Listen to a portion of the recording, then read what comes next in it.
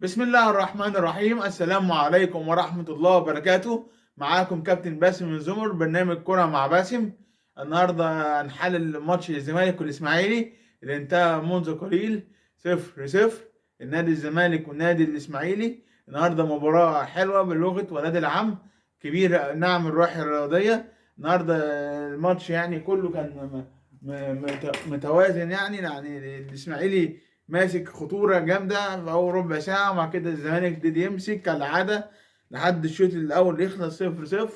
مباراة في الشوط التاني برضو نفس الكلام برضو، يعني الاتنين فرقتين كان عظمة 10/10، قدوا ماتش كبير. يعني برافو الزمالك وبرافو الإسماعيلي.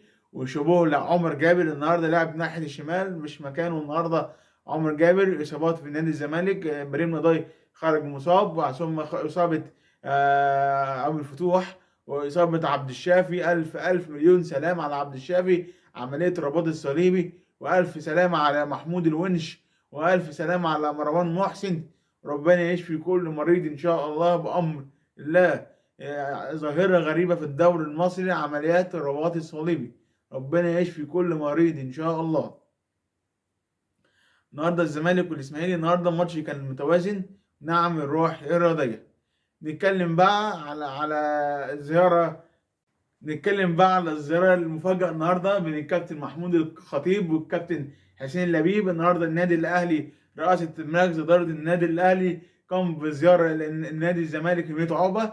النهاردة مجلس إدارة النادي الأهلي زار نادي الزمالك، نعم الروح الرياضية، قبل ماتش نهائي الكاس يوم 8/3. بالتوفيق لكل جماهير الأهلي وجماهير الزمالك، نعم الروح الرياضية. احنا عايزين جماهير. وكمان الزمالك خبر صار في جمهور الزمالك، تم تشطيب عضوية المستشار مرتضى منصور رئيس الزمالك السابق.